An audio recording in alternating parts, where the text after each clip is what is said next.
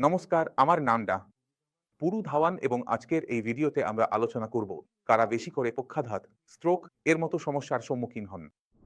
যখন আপনি ৮ সেপ্টেম্বর বছর ধরে প্র্যাকটিস করছেন, প্রতিদিন পক্ষাঘাতগ্রস্ত রোগীদের দেখছেন, তখন আপনার ইন্টার্নরা আপনাকে অনেক কিছু শেখায়। কিছু জ্ঞান আমরা পাই যে পক্ষাঘাত কেন হয়, কি কারণে হয়, কিন্তু বাস্তবে প্র্যাকটিক্যালি যা দেখা যায় সেটা একটু আলাদা হয়। তাহলে আমরা এখন জানার চেষ্টা করব কোন ধরনের মানুষের মধ্যে আমরা পক্ষাঘাত বেশি দেখতে পাই, তাদের একটা প্যাটার্ন আছে। তাহলে প্রথমেই শুরু করি বাইরের খাবার থেকে।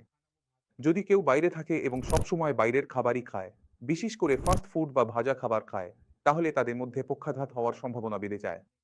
কারণ তাদের খাবারে পাতাওয়ালা সবজি, সবুজ সবজি, হলুদ সবজি থাকে না।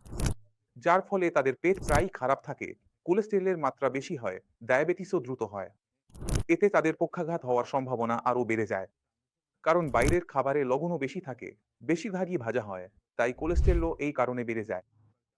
তাহলে প্রথম জিনিসটা আমরা এখানেই দেখতে পাই। দ্বিতীয়ত, তারা হলো সেই সব মানুষ যারা কম ঘুমায়, যে কোনো কারণে। হয়তো তারা রাতে কাজ করতে যায়, দিনে ঘুমাতে পারে না, অথবা এমনও হতে পারে যাদের ঘুম স্বাভাবিকভাবেই কম। এর প্রভাবও আপনার শরীরের প্রতিটি সিস্টেমে পড়ে, সেটা সুগার হোক বা আপনার রক্তচাপের মাত্রা বাড়তে শুরু করুক। যদি আপনি আপনার শরীরকে বিশ্রাম না দেন, তাহলে, এবং এটা সবচেয়ে গুরুত্বপূর্ণ, তারা সেই সব মানুষ যাদের মাংস খুব পছন্দ। কারণ যখন রোগী আসে, আপনি দেখেন সে খুবই রোগা পাতলা।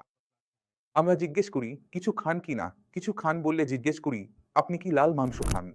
সে বলে, হ্যাঁ, লাল মাংস তো আমার খুবই পছন্দ। এখন যারা বেশি লাল মাংস খান, তাদের মধ্যেই আমরা সবচেয়ে বেশি এটা দেখতে পাই। লেসিস লাগাতে হয় কেননা এতে স্বাভাবিকভাবেই চর্বির শতাংশ বেশি থাকে। দ্বিতীয়ত, যখন আমরা লাল মাংস খাই, তখন আমাদের পুরো শরীরে হালকা হালকা ফোলা ভাব আসে। তাই এটা দেখা যায় না, মানে ত্বকে আসে না। এটা অভ্যন্তরীণ ফোলা, স্ফীতি হয়, যার কারণে আপনার পক্ষাঘাত হওয়ার সম্ভাবনা বেড়ে যায়। এ নিয়ে আমি আগেই পুরো একটা ভিডিও বানিয়েছি, ঠিক কি কারণে লাল মাংস খেলে এমন হয়। যার কারণে শরীরের বিভিন্ন অঙ্গ প্রত্যঙ্গে ক্ষতি হয়, সেটাও আপনি গিয়ে দেখতে পারেন। তাহলে মোটামুটিভাবে দেখা যায়, যাদের মধ্যে এই সমস্যা থাকে, তাদের মধ্যে পক্ষাঘাত হওয়ার সম্ভাবনা বেশি এবং এটা পেতে বেশি দেখা যায়। যাদের খাবার-দাবার ঠিক নেই, মোটামুটিভাবে যদি আপনি খাবারে অতিরিক্ত ঘি, তেল খান, বা বেশি ব্রেড খান, কিংবা কম ঘুমান, যে কোনোভাবে যদি আপনি নিজের শরীরের যত্ন না নেন, তাহলে শরীরও আর আপনার যত্ন নেবে না। আপনার বিটিসি শুরু হয় এবং অসুস্থ হওয়ার সম্ভাবনাও বেড়ে যায়। আর অসুস্থ হওয়ার কোনো নির্দিষ্ট বয়স নেই। যে কোনো বয়সে এটা হতে পারে। তাই আপনি যখনই কাজ করছেন বা কাজ শুরু করছেন, তখন নিজের শরীরেরও যত্ন নিতে হয়। কারণ এটা একটা মেশিন, যা আপনাকে সব কাজের জন্য প্রস্তুত রাখে। যদি কোনো কারণে আপনার শরীরের ক্ষতি হয়, তাহলে তার প্রভাব আপনার আর্থিক অবস্থার ওপর, আপনার পরিবারের ওপর, সবকিছুর ওপর উঠতে শুরু করে। তাই যারা এই ভিডিও দেখছেন, তাদের বোঝার দরকার আছে, নিজেদের রক্ষা করার দরকার আছে। যারা ইতিমধ্যেই কোনো আসক্তিতে ভুগছেন, তাদের নিজেদের বদলানোর দরকার আছে। প্রতিটা ছোট ভুল যা আপনি অতীতে করেছেন, অন্তত একবার ফিরে গিয়ে ভাবুন, সেই ভুলটা করেছেন কেন?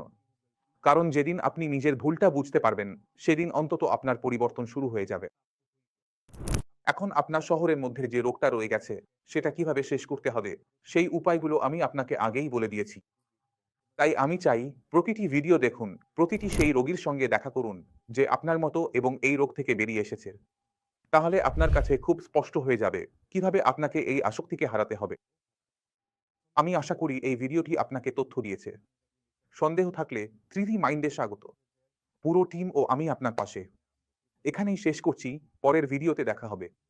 ততক্ষণ নমস্কার।